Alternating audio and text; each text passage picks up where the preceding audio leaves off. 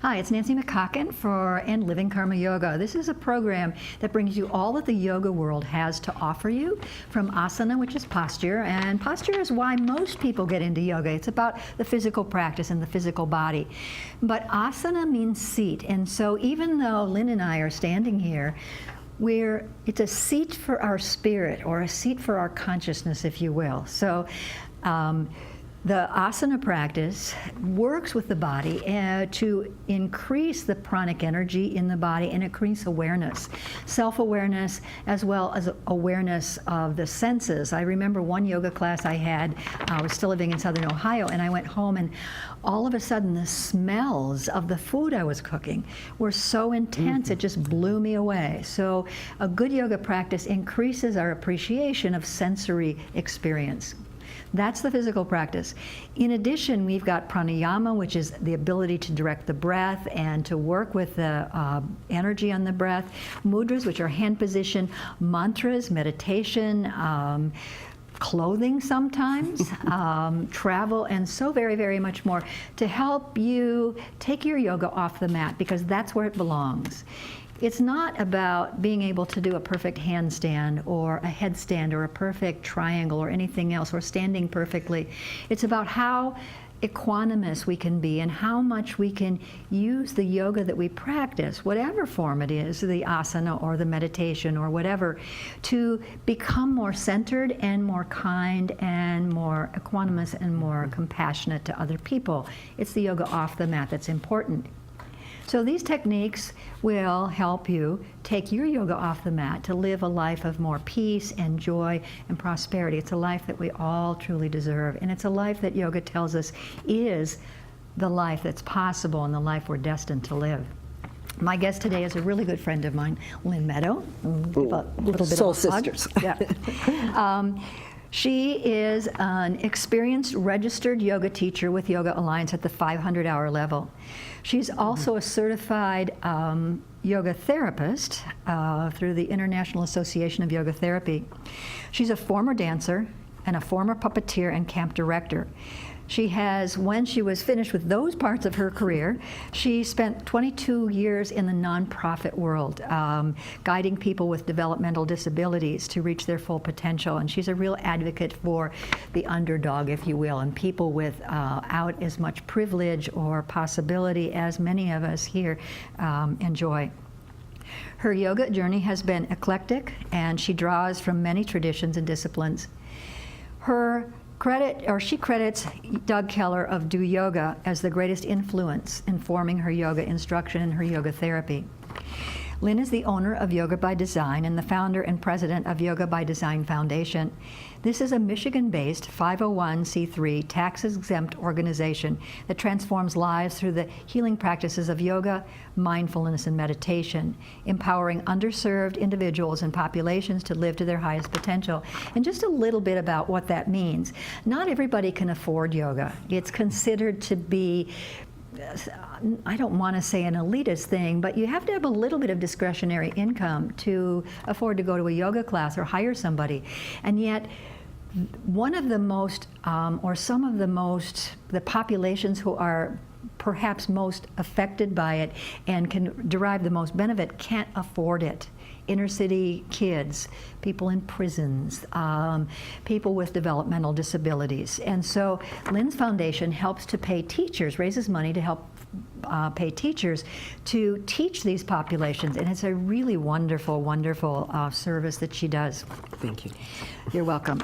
She's also an IAYT certified yoga therapist. She's produced a DVD called Yoga for Graceful Aging, and she appears in my book as the primary model, Yoga at the Wall. She's one of Karma's most senior teachers and most accomplished. She is the go-to person for students with injuries, sports injuries, injuries of all kind, and or questions about yoga therapeutics. Today, Lynn will teach us about yoga for hands and feet. And take it over, Lynn. And thank you. And I'll be back at the end of the program. Thank you.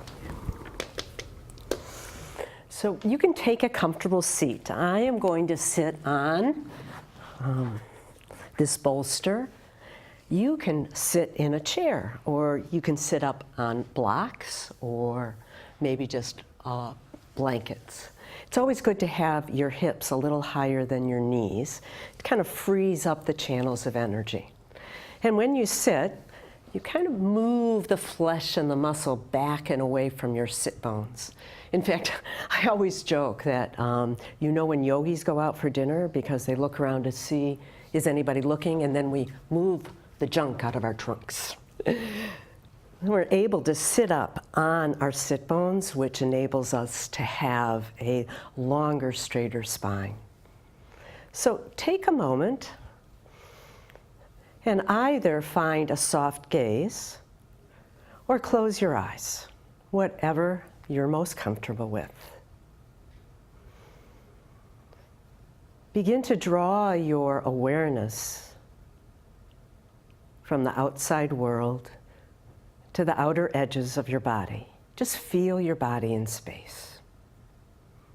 Feel the texture and temperature of the air between your covered skin and your bare skin.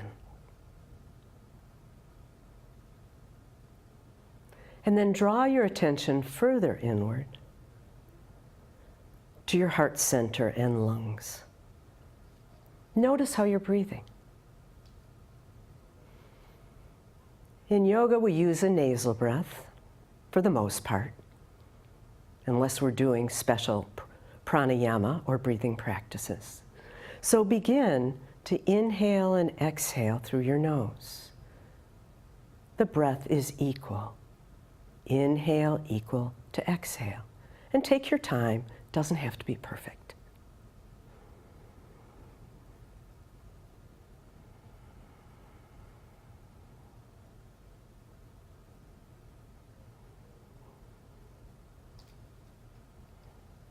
This breath is the basis of our practice. We always come back to it and keep it even throughout.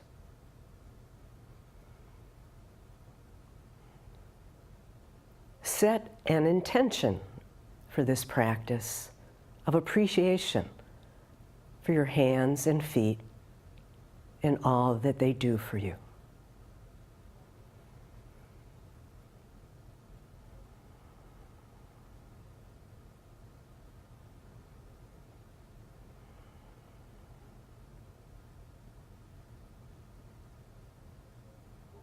And then softly open your eyes, float your hands up in front of you. You look at them, appreciate them. And then take an inhale, circle your arms up, interlace your fingers, stretch your fingers up to the sky. Energetically, try to take your hands away from you, but you don't really pull them apart. The breath is staying the same. Tuck your head back. And then exhale, circle your arms down and around. Wrap your arms, your hands around you to give yourself a hug because you deserve it. And then roll forward and sway from side to side.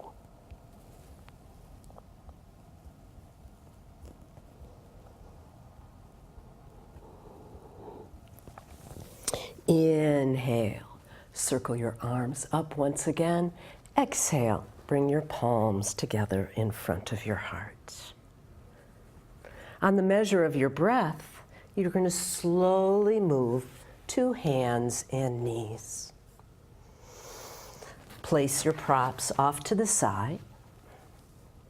Now your knees are underneath your hips, and your hands are just forward of your shoulders. So our wrists aren't made to bend back at 90 degrees. They're made to bend at 70 degrees. So I always recommend putting your hands a little bit forward of your shoulders. And also, this is very interesting. This is the part of the hand that's made to bear weight because these 3 fingers are attached to the weight-bearing bones in your wrist and your arm. So you're going to press into your index finger mound and slightly spread your fingers. Okay.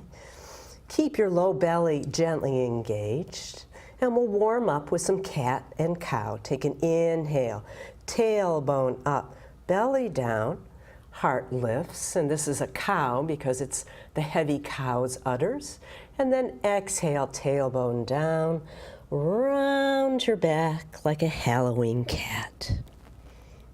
A few more times, measure of your breath. Inhale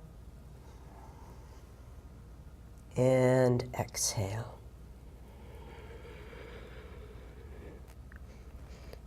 Inhale and exhale. And then we'll begin to stretch out our hands and wrists by pointing our fingers in towards each other and sway from side to side. Now perhaps your hands are turned in about this much, and that is just fine. We're looking for sensation, not pain, meaning to feel something, to feel things gently releasing and letting go.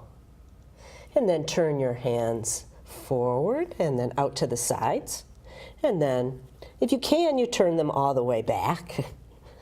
Doesn't mean anything if you can or can't. It's just what you can do. Try to soften your elbows a bit and sway from side to side. And then for a little extra stretch, you can bring your hips a little forward and back.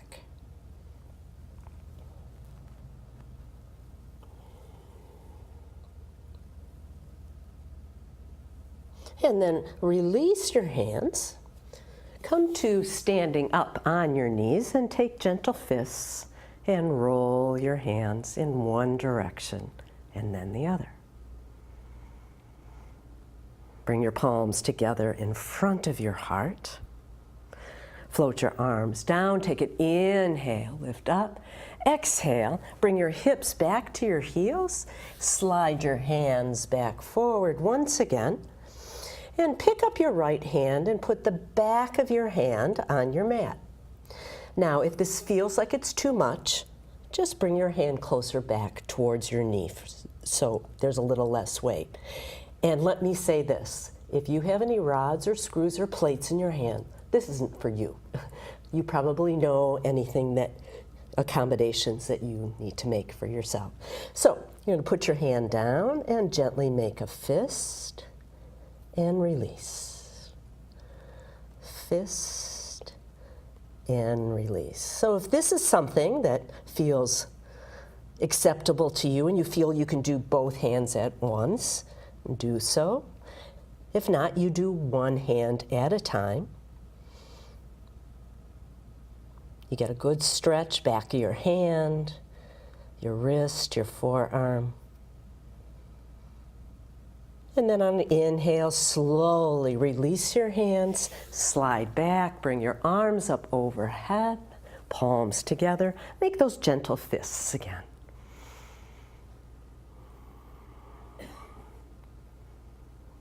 Bring your palms together in front of your heart. Take an inhale, circle your arms up. Exhale, bring your palms together. Slide your hands back forward. Curl your toes under, and from the low belly, take an inhale, lift up and back into downward facing dog, a very traditional yoga pose. Take your time. You're pressing forward, trying to lift the outside edges of your hands, engaging the low belly and drawing your hips up and back. And just take an inhale, lift your heels, and exhale, heels down. Now, if this is not doable for you today, feel free to go to the wall and put your hands on the wall and lift one heel and then the other. Then take an inhale, float up. Exhale, bring your heels down and walk your hands back. Placing your hands down, lift up your knees and roll forward and back. We're just stretching out the toes, the feet. Again, if this is a little bit too much for your knees, okay, you can always go to the wall and lift your heels, bend your knees, and roll. And then place your knees down. Now, one of the things you can do here is put a blanket behind your knees. What that does is it opens up the knee joint, and so if you're particularly tight or your knees are bothering you today, it gives more space. Having blocks can be very helpful too, because you might want to put your hands here, okay, or on the floor. And what we're doing now, okay, is we're stretching out the bottoms of our feet. Sometimes you have to move your little toes. It depends on the proportion of your toes. So this can be very intense for many people, especially if you've never done it. So you just do it, you put your hands down, you take a break, and you come back. Or if you're like me and do it every day, maybe then you walk your hands back. But it doesn't mean anything. It just means that it's something that I do every day. Okay. Generally, you stay there for about a minute, and then you pick up your feet and roll your feet and your ankles in one direction and then the other. This brings synovial fluid into your ankle joint. And then sit back on your heels, spreading your toes. Again, you could have a blanket behind your knees for a little extra cushioning. And what you want to do is spread your toes, put your hands back, and make sure that your big toes aren't coming towards each other. You're trying to stretch your feet equally on both sides. Now, one of the reasons it's very good for us to sit and do this and breathe is that we spend most of our waking time with, imagine this is my foot, with your ankle joint like this. So everything becomes very tight.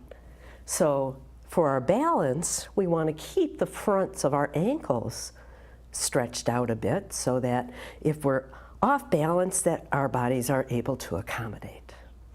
And then bring your hands forward, pick up your feet, and roll your feet and your ankles once again. Now, this is really fun. I'm going to turn around, at least just kind of a joke that this is fun. You cross your left foot behind you, and then put the top of your right ankle, okay, the front of your right ankle, into the arch of your left foot. Okay. So now, instead of paying for an expensive foot massage, you can do it yourself. You can roll. And for a little extra sensation, you can pick up one knee and perhaps the other. And then bring your hands down, pick up your feet, roll them once again, and then switch. You have to remember which one was on top before. And you'll often find that one arch is much more sensitive or ouchier than the other.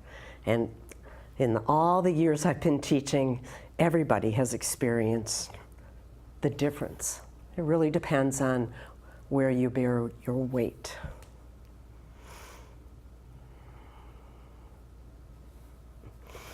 And then once again, you'll bring yourself to hands and knees.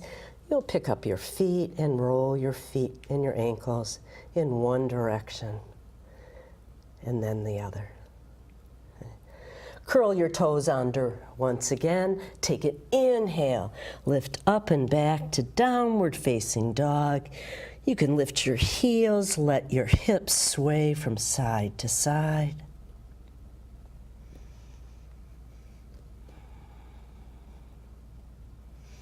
And then take an inhale, lift your heels, exhale, bring your knees down. You're going to come into a child pose.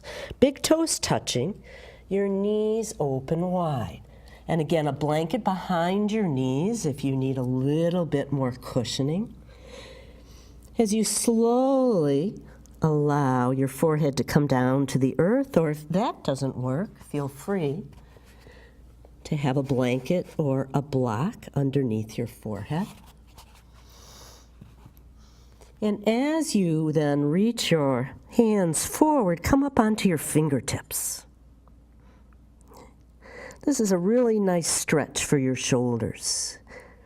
Your low belly is gently engaged and you're reaching your hips back.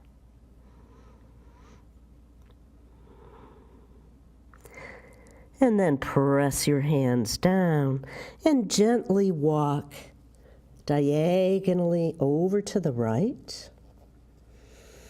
For a little extra sensation, you can put your left hand on your right hand.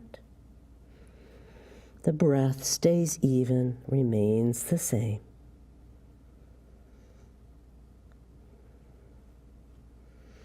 Inhale, walk your hands forward. And over to the other side.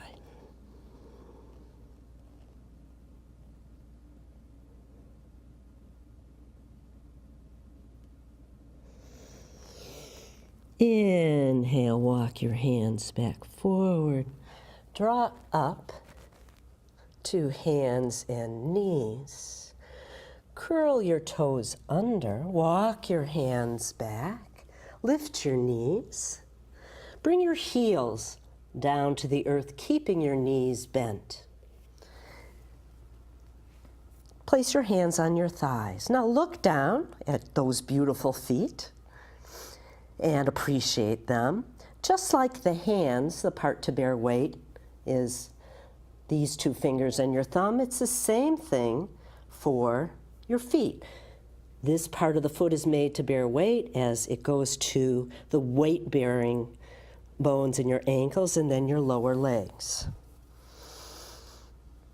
Now as I look down, I see my beautiful big bunions and I appreciate them because they are a result of years of classical ballet and wearing toe shoes, but they are my feet. Take an inhale here with your hands on your thighs. Make sure your knees are going straight forward. Exhale, straighten your legs, bring your heart forward. Take an inhale, sit back, and it matters not how far, but bring your weight back on your heels. And then exhale. Inhale, bend your knees, put your hands on your waist, shoulders back, tuck your head back. Take an inhale, bring your arms up overhead. Exhale, bring your palms together. Bend your knees once again. Float your hands down and slowly bring your knees back down to the earth. Float your hands behind you and swing your legs around. Press your feet flat on the floor. Now, if this is difficult for you, sometimes it is because we're tighter, then you just take your feet a little further apart. So, with your feet straight in front of you, okay, bring your arms forward. Take an inhale, lengthen your spine. Exhale, lean back 1 inch. Inhale, draw up. Exhale, maybe 2 inches. So we'll go forward and back. So yoga practices end in Shavasana. So we make our way to lying down on the floor. You might be able to lean back as far as you can go and then round your back leaning forward, or just bring your hands and your elbows down to the earth and come to lying down on your back in whatever position is comfortable for you.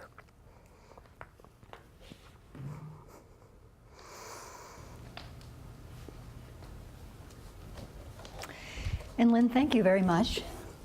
So if you're lying down at home, stay there. We need at least 5 minutes of rest. Thank you very much. And we'd like to see you at the studio. Check our schedule out, www.karma-yoga.net. You'll see when Lynn's teaching, and her classes are really fun and very instructive. Thank you, and namaste. Namaste. Namaste. Thanks. May the long time sun shine